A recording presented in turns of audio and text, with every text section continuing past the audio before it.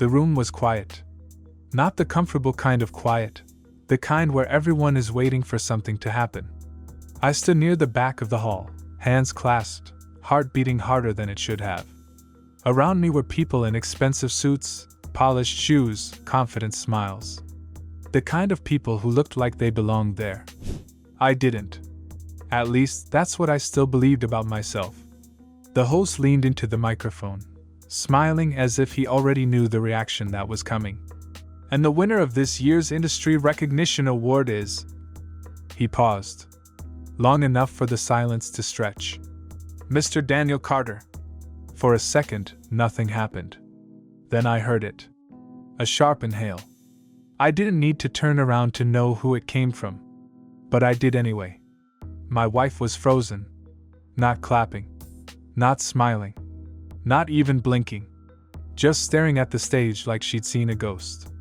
6 months ago, she told me I was useless. Now, my name was echoing through a room full of people who were standing up to applaud me. But before I tell you what happened next, you need to understand how we got here. So let me take you back. 6 months earlier, my life didn't look dramatic. It looked normal. I had a steady job. Nothing flashy. A mid-level position at a logistics firm. Paid the bills, kept the lights on, allowed for the occasional takeaway on a Friday night. We weren't rich, but we weren't struggling either. And for a long time, that was enough. My wife, Emma, worked part-time. She liked to say it gave her balance. I didn't mind. I supported it. I told myself that marriage wasn't about who earned more, it was about teamwork. The room was quiet. Not the comfortable kind of quiet, the kind where everyone is waiting for something to happen. I stood near the back of the hall, hands clasped, heart beating harder than it should have. Around me were people in expensive suits, polished shoes, confident smiles. The kind of people who looked like they belonged there. I didn't. At least, that's what I still believed about myself. The host leaned into the microphone, smiling as if he already knew the reaction that was coming. And the winner of this year's Industry Recognition Award is... He paused, long enough for the silence to stretch. Mr. Daniel Carter. For a second, nothing happened. Then I heard it. A sharp inhale. I didn't need to turn around to know who it came from. But I did anyway. My wife was frozen. Not clapping. Not smiling. Not even blinking. Just staring at the stage like she'd seen a ghost. 6 months ago, she told me I was useless. Now, my name was echoing through a room full of people who were standing up to applaud me. But before I tell you what happened next, you need to understand how we got here. So let me take you back. 6 months earlier, my life didn't look dramatic. It looked normal. I had a steady job. Nothing flashy. A mid-level position at a logistics firm. Paid the bills, kept the lights on, allowed for the occasional takeaway on a Friday night. We weren't rich, but we weren't struggling either. And for a long time, that was enough. My wife, Emma, worked part-time. She liked to say it gave her balance. She didn't say anything at first. Just stared at me. Then came the questions. How long have you known? Did you see this coming? What are we going to do? All reasonable. All fair. I told her I'd already updated my CV. That I'd start applying immediately. That we had some savings. I even tried to smile. It's just a setback, I said. I'll find something. She nodded. But something in her eyes had changed. Not fear. Disappointment. The first week, she was supportive. Or at least, she tried to be. She'd ask how the job search was going. Offer suggestions. Forward links. But by week 2, the tone shifted. Have you heard back from anyone yet? Are you applying enough? Maybe you should aim lower for now. By week 3, it wasn't subtle anymore.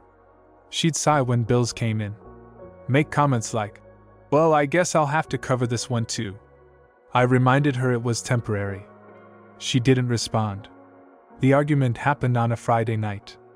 I remember because I'd just come back from another interview that went nowhere.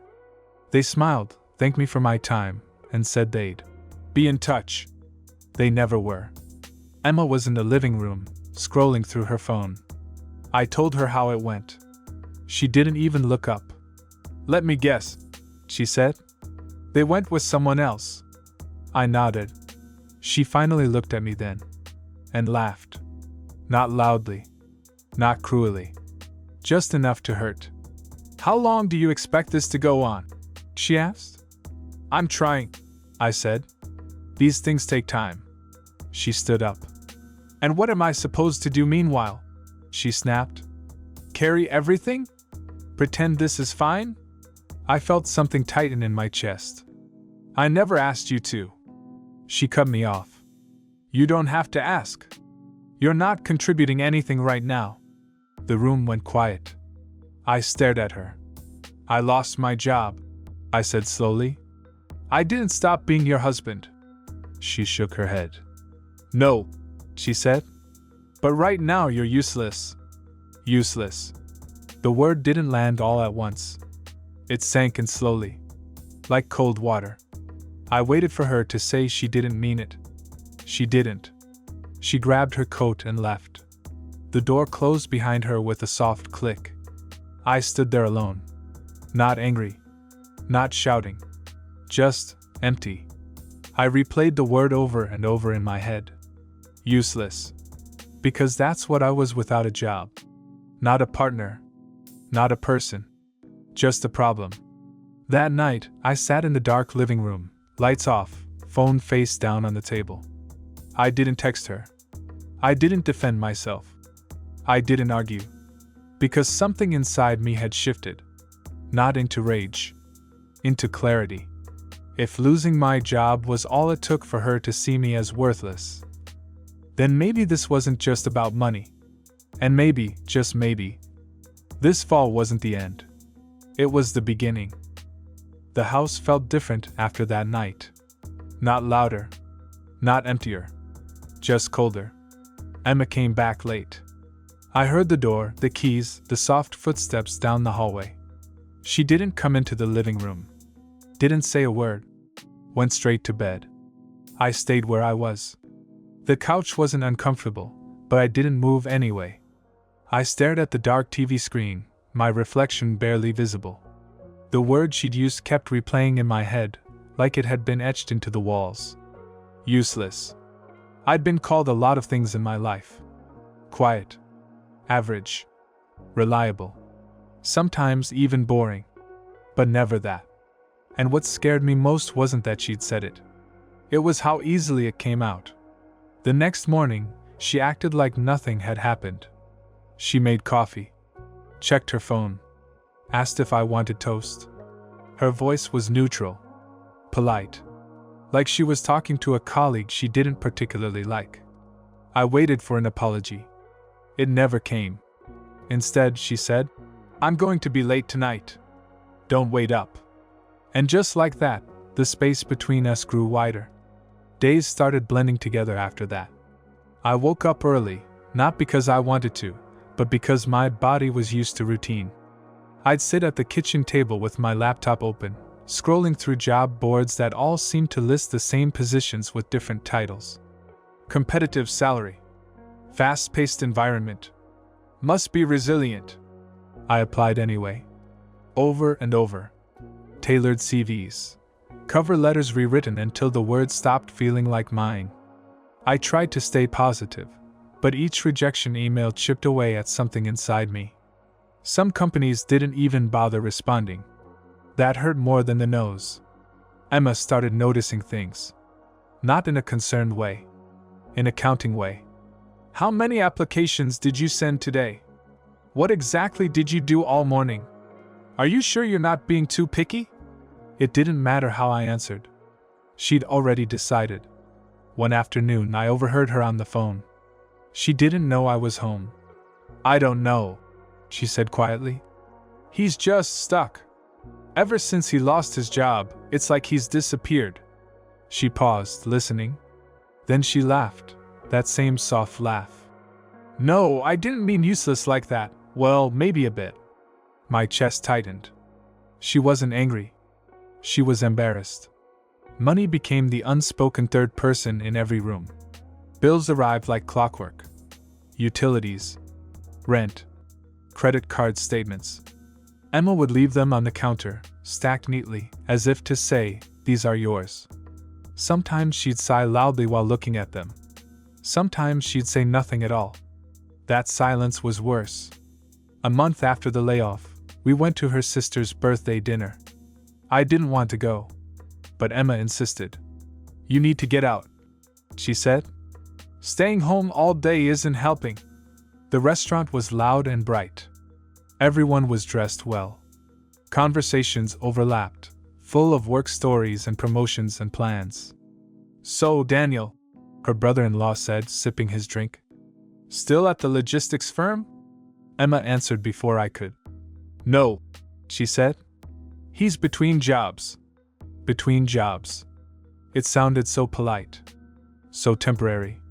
But the way she said it stripped the dignity right out of it. "Oh," he said. "Tough market, eh?" I nodded, forcing a smile. Emma changed the subject. Later that night, her sister pulled Emma aside. They whispered, glanced at me. I caught fragments. "Must be stressful. You're carrying everything. How long can this last?" I'd never felt so small in a room full of people. On the drive home, Emma was quiet. Then she said, "I don't think you realize how this looks." I stared out the window. "How what looks?" She exhaled sharply. "Like I'm married to someone who's not going anywhere." I didn't respond. What could I say? I started avoiding mirrors. Not because I didn't recognize myself, but because I did. Unshaven. Tired eyes. Shoulders slumped. I looked like a man waiting for permission to exist. The job search became mechanical. Wake up. Apply. Wait. Reject. Repeat. Some mornings, I'd open my laptop and just stare at the screen. The motivation that once drove me had thinned out, replaced by a quiet, creeping doubt. Maybe I wasn't as good as I thought. Maybe they could see something I couldn't. Maybe Emma was right. One evening, she came home excited. "I had drinks with Mark," she said, tossing her bag down. Mark was an old friend of hers. Successful. Confident. Always talking about investments and property. "He gave me some really good advice," she continued. "About long-term security. About not settling." She looked at me when she said it. I felt the message land. The breaking point didn't come with shouting. It came quietly. I was sitting in the car, parked outside a supermarket. I'd gone in to buy a few basics, realized I'd forgotten my wallet, and just stayed there. Hands on the steering wheel. Engine off. I didn't move. People walked past. Cars came and went. I sat there, staring straight ahead, trying to breathe through the pressure building in my chest. I wasn't just unemployed. I was invisible. That night, Emma didn't come home. She texted late. "Staying at Sarah's. Need space." I didn't reply. I lay in bed, staring at the ceiling, replaying every conversation from the last few weeks. Every sigh. Every look. Every dismissive comment. It hit me then. She wasn't waiting for me to recover. She was waiting for me to fail completely, so she could justify leaving. At around 2 a.m. I got up. Went to the living room. Sat on the floor with my back against the couch. I didn't cry. I didn't shout. I just felt empty. And for the first time, I admitted something to myself. I'd been trying to prove my worth to the wrong person. I picked up my phone. Opened the browser. Typed something I never thought I would. "How to rebuild your life after losing everything." I scrolled. Articles. Videos. Stories from strangers who'd been exactly where I was. Men who lost jobs. Marriages. Confidence. Some of them stayed broken. Some didn't. One sentence stuck with me. "Rock bottom isn't where you stop. It's where you decide what you're willing to become." I read it 3 times. I didn't suddenly feel hopeful. I didn't feel motivated. But something shifted. Not outwardly. Inwardly. I realized something important. Explaining myself wasn't helping. Defending myself wasn't helping. Trying to earn back respect from someone who'd already withdrawn it wasn't helping. So I stopped. The next morning, Emma came home. She looked tired. She waited for me to say something. I didn't. She frowned. Are you going to ask where I was? No, I said calmly. She blinked. Oh. I went back to my laptop. For the first time in weeks, I wasn't applying for jobs. I was researching, learning, planning, quietly. She didn't notice at first. That was the funny thing. She was so focused on what I wasn't doing that she completely missed what I was starting. And for the first time since losing my job, I felt something I hadn't felt in months. Control. That night, as Emma slept beside me, turned away, phone glowing in her hand, I lay awake. Not thinking about proving her wrong. Not thinking about revenge. But about becoming someone who didn't need validation to survive. She thought I was breaking. She had no idea. I was rebuilding. Change didn't announce itself. It didn't arrive with confidence or certainty. It didn't show up wearing motivation or inspiration. It crept in quietly, disguised as routine. Every morning, I woke up at the same time as before. Not because I had somewhere to be, but because lying in bed made my thoughts louder. I'd sit at the kitchen table with a cup of coffee and my laptop open, the house still quiet, the world still asleep. At first, I didn't even know what I was building. I just knew I couldn't keep doing what I'd been doing. I stopped telling Emma what I was working on. Not out of secrecy. Out of self-preservation. Every time I explained something before, it felt like it got smaller the moment it left my mouth. Like my ideas shrank when they passed through her disbelief. So I kept them to myself. If she asked what I'd done all day, I'd say, "Just learning some things." She hated that answer. "What things?" she'd ask. "Stuff I need to understand better," I'd reply. She'd sigh and walk away. And strangely enough, that gave me peace. I started with basics. Courses. Tutorials. Books borrowed from the library because I didn't want to spend money.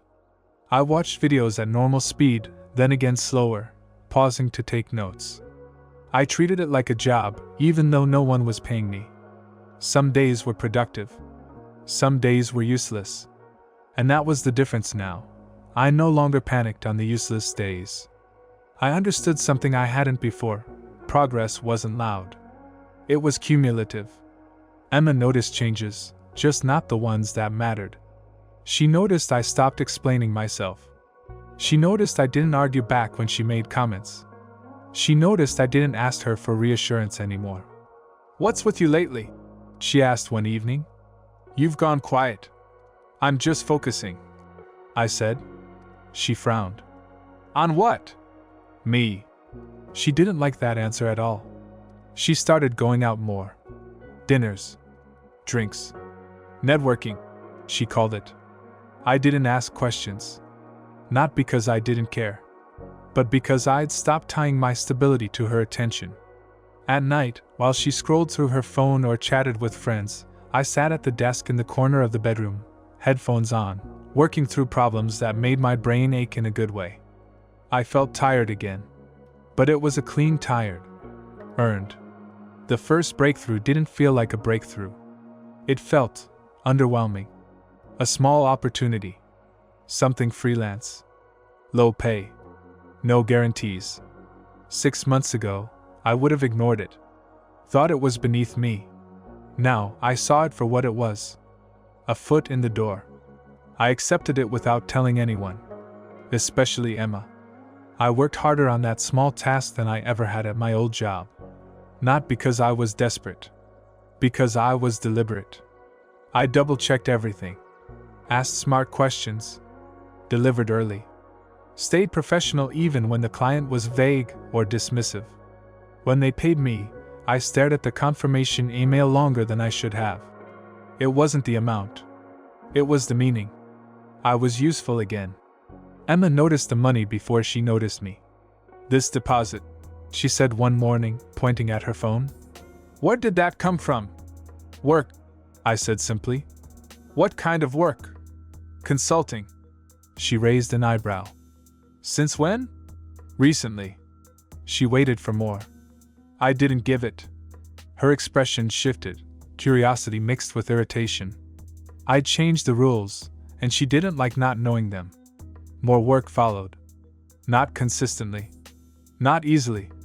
But enough to build momentum. I started structuring my days. Setting goals. Tracking progress. I learned how to manage rejection again, but this time, it didn't define me. Because this time, I wasn't asking for permission. I was creating value. Emma's comments changed. Not softer. Sharper. So this is your plan now? You really think this is sustainable?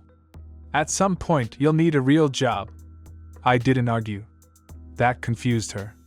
Before, my silence came from defeat. Now, it came from certainty. One night, she said something that stuck with me. I just don't recognize you anymore. I looked at her and realized something. Neither did I. And for the first time, that didn't scare me. I started getting invited to virtual meetings. Introductions. Strategy calls. Conversations where people listened when I spoke. They didn't ask about my CV. They cared about results. I learned how to speak differently, slower, clearer, with less need to impress. Confidence grew quietly. Emma started dressing up more. Staying out later. Talking about people I'd never met. She'd mention names casually, waiting for a reaction. I didn't give her one. That bothered her more than jealousy ever could. The shift between us became undeniable. She was louder. I was calmer. She was restless. I was focused. It felt like we were living parallel lives under the same roof. Then came the email. I almost missed it. Buried between newsletters and updates. An invitation. A formal one. An industry event. Recognition for emerging contributors. People doing innovative work. My name was listed. Not as a guest. As a nominee. I read it twice. Then 3 times. Still didn't react. I closed the laptop and went for a walk. I needed air. I didn't tell Emma. Not because I wanted to surprise her, but because I didn't need her validation anymore. I registered quietly. Booked a cheap train ticket. Bought a simple suit that fit properly. Nothing flashy. Just enough. In the weeks leading up to the event, Emma grew colder. She made comments about outgrowing people. About knowing when to move on. I listened without responding. I wasn't angry. I was prepared. The night before the event, she asked casually, "What are you doing tomorrow?" "I've got somewhere to be," I said. "Where?" "An event." She laughed. "For what?" "For work." She shook her head. "You and these little projects." "Little." I smiled. That morning, I stood in front of the mirror and adjusted my tie. I didn't see a broken man. I didn't see someone desperate to be chosen. I saw someone rebuilt, quietly, patiently, deliberately. Emma watched from the doorway. "You look serious," she said. "I am." She rolled her eyes. "Good luck." I nodded. "Thanks." And I left. As the train pulled away from the platform, I checked my phone. No messages. No encouragement. No concern. And for the first time, I realized something powerful. If everything fell apart today, I'd still be okay. Because this time, my foundation wasn't approval. It was self-respect. The venue was larger than I expected. From the outside, it looked understated. Glass, steel, clean lines. The kind of place you drive past without giving much thought to what happened inside. But once I stepped through the doors, everything changed. The sound hit first. Low conversation. Soft laughter. The clink of glasses. Shoes against polished floors. It wasn't loud, but it was alive. Purposeful. Everyone there seemed to know exactly why they were there. I paused just inside the entrance. Not because I felt out of place, but because I needed a second to let it sink in. 6 months ago, I couldn't get a reply to an email. Now I was here. I adjusted my jacket and walked toward the registration desk. The woman behind it smiled. Not the forced kind. The professional kind. Name? She asked. Daniel Carter. She tapped on her tablet, nodded, and handed me a badge. Welcome, Daniel. We're glad you could make it. Glad? The words stayed with me as I moved further inside. No one here knew my past. No one knew about the cardboard box, the nights on the couch, the word that had hollowed me out. They only saw who I was now. I found a seat near the middle of the hall. Close enough to see the stage clearly. Far enough not to draw attention. I wasn't here to impress anyone. I was here to observe. People around me talked easily about projects, markets, ideas. I listened more than I spoke. When I did speak, I kept it simple. Funny thing was, they listened. They asked follow-up questions. Took notes. Introduced me to others. It felt surreal. Across the room, near the bar, I noticed a familiar silhouette. Emma. She was dressed well, always was. Confident posture. Bright smile. Surrounded by people. For a moment, I wondered if she noticed me. Then I realized something else. She hadn't expected to see me here at all. She was here with friends, some I recognized, some I didn't. People from her extended social circle. Ambitious, well-connected types. The sort she gravitated toward lately. I watched as she laughed, leaned in, touched someone's arm while talking. She looked comfortable. Certain. Like she knew exactly where she stood. I didn't go over. Not out of avoidance. Out of intention. This wasn't about her. This was about timing. As the room filled up, the energy shifted. Lights dimmed slightly. Conversation softened. People took their seats. The host stepped onto the stage, microphone in hand. Good evening, everyone, he began. Thank you for being here tonight. Applause followed. Emma turned toward the stage, clapping along, still unaware. The first segment began. Speeches. Panels. Recognition for teams and projects. Names were called. People stood. Applause echoed. Each time someone walked to the stage, I felt a tightening in my chest, not nerves exactly, but awareness. My name was somewhere in the program. I hadn't checked where. Emma started noticing things. Noticing people nodding in my direction. Noticing a man leaning over to shake my hand. Noticing someone introduce me as Daniel, the consultant I was telling you about. I saw her glance over. Our eyes met briefly. She frowned. Just slightly. Like something didn't add up. During the break, she walked past my row. Slower than necessary. She pretended to check her phone, then stopped. Daniel? She said, surprise heavy in her voice. Hi, I replied calmly. She looked me up and down. What are you doing here? Attending. She laughed softly. Right. As in this is a professional event, I said. And I work in the field. She hesitated. Oh, she said. I didn't realize. I didn't mention it. Her smile tightened. Well, good for you. There it was again. That tone. The one that sounded supportive but wasn't. She walked back to her group. I watched her whisper something. They all glanced over. Assessed. Dismissed. Moved on. Emma didn't look satisfied. As the evening progressed, the tension grew, not externally, but internally. For her. I could feel it. She'd glance my way more often now. Not openly. Just enough to check. Each time, she'd see me engaged in conversation. Calm. Comfortable. Not struggling. Not lost. The host returned to the stage.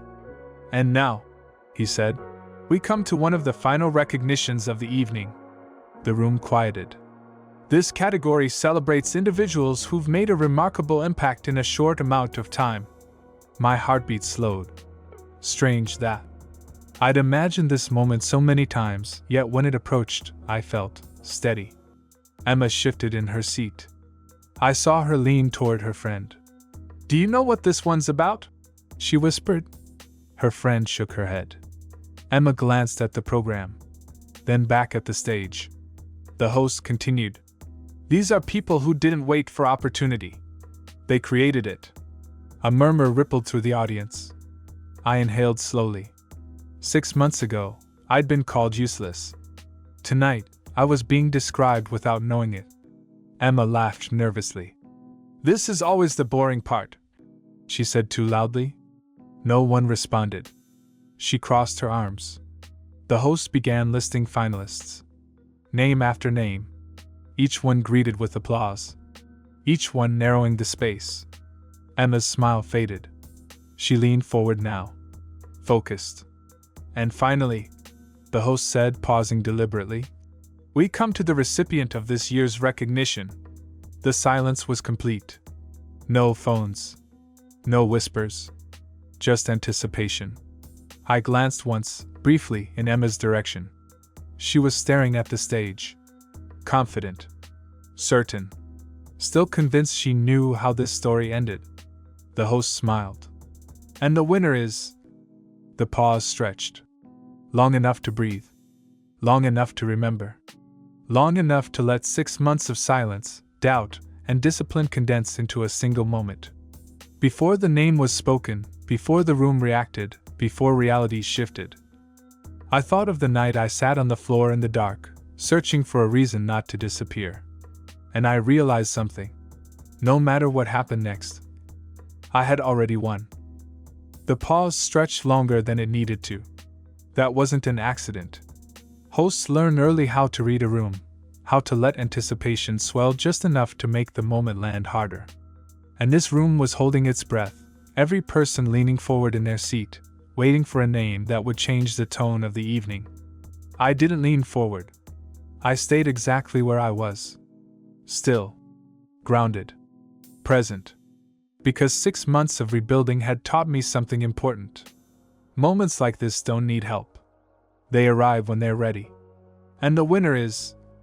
The host glanced down at the card, then looked back up. "Daniel Carter." For a split second, the room didn't react. Not because people were confused, but because surprise has weight. It presses down before it releases. Then everything happened at once. Applause burst out in waves. Chairs scraped the floor as people stood. A few voices whistled. Someone near the front let out an impressed laugh. I heard my name again, this time from different mouths, spoken with recognition instead of doubt. "Daniel Carter. That's him. Well deserved." I stood slowly. Not dramatically. Not rushing. I buttoned my jacket, a small habit, automatic, and stepped into the aisle. The lights felt warmer now. Brighter. As I walked toward the stage, I caught sight of Emma. She hadn't stood. She hadn't clapped. She hadn't moved at all. Her hands were frozen in her lap. Her mouth slightly open. Her eyes fixed on me like her mind was struggling to catch up with what her body already knew. This wasn't a misunderstanding. This wasn't a coincidence. This was real. 6 months earlier, she'd looked at me like I was already gone. Now she was watching me walk forward while the room stood for me. The contrast was almost unbearable. I climbed the steps to the stage, 1 foot at a time, feeling each movement fully. I shook the host's hand. Firm. Respectful. He leaned in slightly. "Congratulations," he said quietly. "This was unanimous." Unanimous. Another word I didn't expect to mean so much. I turned to face the audience. The applause faded into silence. Not awkward silence. Attentive silence. The kind that listens. I looked out over the room, the faces, the expressions, the people who saw me only as I was now. Not as a layoff. Not as a failure. Not as someone waiting to be chosen. I took a breath. Not to steady myself, but to mark the moment. "Thank you," I began. My voice didn't shake. It surprised me how calm it sounded. When I was told I'd be standing here tonight, I wasn't sure what I wanted to say. A few soft smiles in the crowd.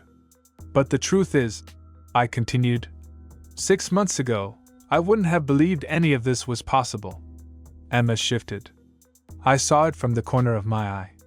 I lost my job, I said plainly. And with it, I lost more than just an income. I lost confidence, direction, and for a while, identity. The room stayed silent. Not uncomfortable. Respectful. There's a strange thing that happens when everything familiar disappears, I said. You find out what was supporting you, and what was simply standing nearby. Some people nodded. They understood. I didn't rebuild quickly, I went on. I didn't rebuild loudly. And I didn't rebuild to prove anyone wrong. Emma's breath caught. I didn't look at her. I didn't need to. I rebuilt because I had to understand my own value, without a title attached to it. The words landed. I could feel it. There were days I felt invisible, I said. Days where progress felt imaginary. Days where the only thing keeping me moving was the decision not to stop. A pause. Then, and if anyone here is in that place right now, wondering if losing something means you've lost yourself, it doesn't. Applause broke out briefly. I waited for it to settle. Being called useless, I said carefully, taught me something I didn't expect. The room leaned in. Emma froze completely. It taught me that usefulness isn't something someone else gets to decide. The silence afterward was heavy. Intentional. Then applause erupted, louder this time. Longer. I nodded once. Thank you for this recognition, I concluded. Not because it proves anything, but because it reminds us that growth doesn't always announce itself when it begins. I stepped back. The host returned. The applause continued as he guided me off stage. When I reached my seat, people turned toward me. Hands extended. Smiles warm. Well said. Powerful. Earned. I accepted the words with gratitude, but I didn't cling to them. Because something else was happening. Emma hadn't moved. Not even when others around her stood again. She sat there, staring straight ahead, like someone whose internal map had just been redrawn without warning. Her friends whispered. She didn't respond. The event continued, but it all felt distant now. Like the climax had already passed. People kept glancing at me, not with curiosity, but with a new kind of awareness. I wasn't the man I used to be, and Emma knew it. During the final break, she approached me. Slowly. Carefully. Like she wasn't sure who I was anymore. Daniel, she said. Her voice sounded unfamiliar. Quieter. I didn't know. I know, I replied calmly. She swallowed. Why didn't you tell me? I considered the question, then answered honestly. Because I didn't need to. That landed harder than anger ever could. She looked around. People nearby were pretending not to listen. Everyone's congratulating you, she said. I'm proud of you. I nodded. Thank you? The words weren't cold. They weren't warm. They were complete. She hesitated. I might have been hard on you, she said. That was as close as she could get. I didn't correct her. I didn't argue. I didn't reopen wounds that had already healed. The truth was simple. The man she dismissed no longer existed, and the man standing in front of her didn't need anything from her. Later, as the crowd thinned and people began leaving, I stepped outside. The air was cool, clear. I stood there for a moment, looking up at the city lights, letting the night settle around me. Emma came out a few minutes later. She stood beside me. Not touching, just close enough to feel the distance. I never meant to hurt you, she said softly. I know, I replied. That surprised her. But intent doesn't erase impact, I added. She nodded slowly. I don't know where we stand, she admitted. I looked at her. Really looked. And realized something quietly profound. For the first time in our relationship, I wasn't afraid of that question. "We'll talk," I said. "Just not tonight." She accepted that, because she had no choice. As we walked toward the car, I felt no urge to explain myself. No urge to justify. No urge to win. I had already crossed the line that mattered. 6 months earlier, I'd been reduced to a word. Tonight, that word lost all power. And as the applause faded into memory, I understood something that would shape the rest of my life.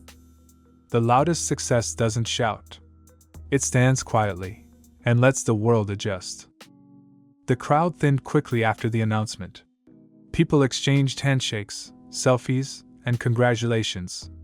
I lingered, savoring the feeling, not of victory, but of calm certainty. It wasn't a fleeting high. It was quiet and steady, a realization that nothing in the world could take away what I had rebuilt inside myself.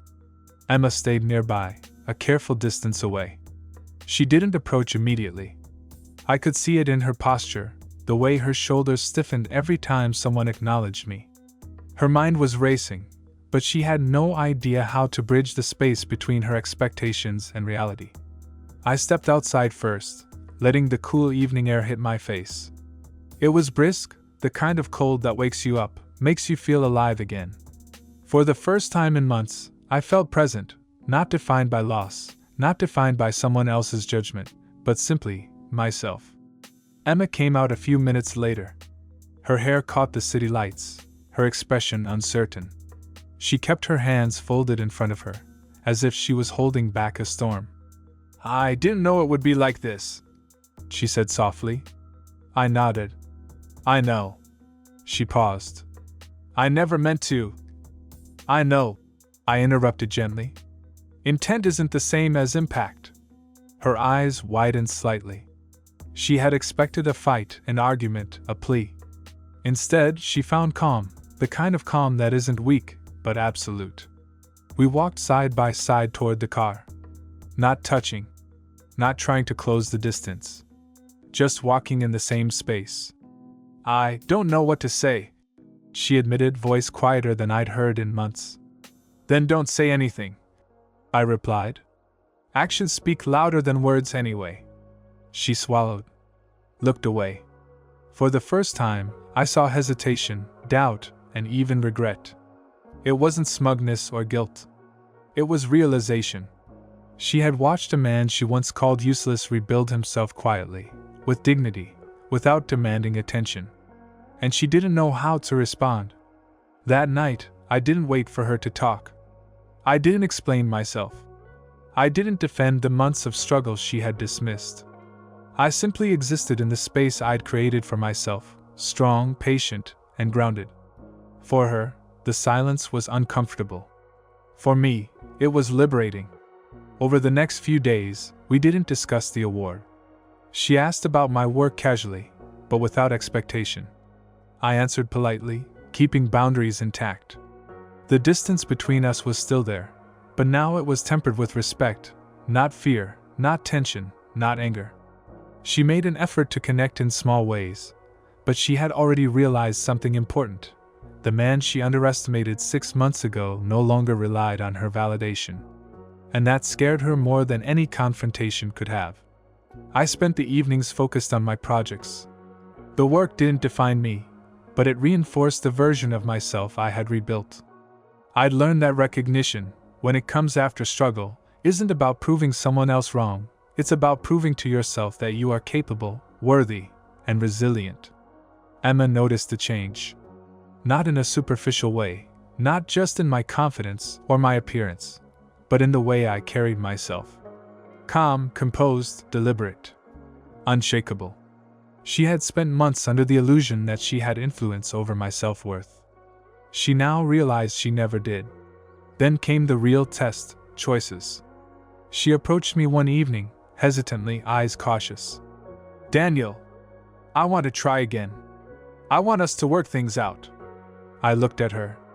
Not with anger. Not with longing. But with clarity. "I've changed," I said. "But I didn't rebuild myself for anyone else. And I won't compromise the foundation I've built for someone who can't meet me here." her eyes filled with emotion. Surprise, frustration, perhaps even sorrow. But I didn't flinch. I didn't waver. I was no longer dependent on someone else's approval to define my worth. The choice was simple. Not revenge. Not pride. Not spite. Just self-respect. I'm willing to be fair, I said. But the past 6 months have taught me what I need. And I won't settle for less. She nodded slowly. She didn't argue. She didn't plead. She understood, finally, that the man she thought was powerless was now his own measure of strength. In the following weeks, our interactions were measured. Polite. Occasionally cordial. But I didn't give her power over my emotions. I didn't allow her dismissive words to resonate. And that created a balance neither of us had known before. Mutual respect built on boundaries rather than dependency. For me, it was liberation. For her, it was reckoning. And the lesson, the one that crystallized fully in the quiet moments, was simple but profound. The loudest revenge is not success shouted from rooftops. It is the silent transformation that leaves those who doubted you speechless, not because you gloat, but because you no longer need their validation to exist. Recognition, achievement, and respect are not trophies to show others. They are milestones on the journey of self-reclamation. Months later, I stood once more in front of a mirror. Not for vanity, but for reflection. The man staring back was not the same one who sat in the dark, feeling useless and unseen. He had rebuilt himself, patiently, deliberately, without fanfare. And in that reflection, I saw someone unshakable, unafraid, and finally free. Emma came into the room quietly. She didn't speak immediately. Just looked. Studied. For the first time, she saw me not as a project to manage, not as someone to uplift or correct, but as a complete person, fully independent, fully whole. I understand now, she said softly. I nodded. No words of reassurance. No apology. Just acknowledgement. Because understanding is the step before change.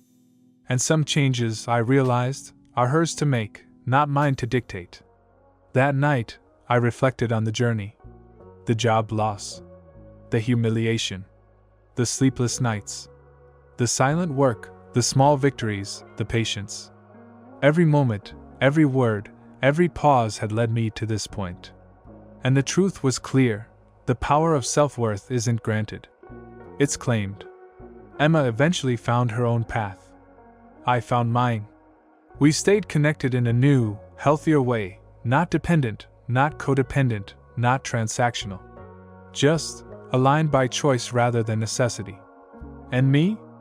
I continued to grow. Slowly, deliberately, without the urgency of proving anyone else wrong, but with the quiet satisfaction of proving to myself that I was never useless. The world had tried to label me, define me, diminish me. And in the end, the world was correct in one sense. I was different. Different because I chose resilience over despair. Different because I learned to value myself before anyone else could. Different because, in losing everything, I had found my truest self. Sometimes life will knock you down. Sometimes people you love will say words that hurt more than any external force. And sometimes, the path to reclaiming your life is quiet, deliberate, and unseen. The real victory isn't applause. It's the freedom to live without anyone else defining your worth. Because at the end of the day, the person who decides your value is always you.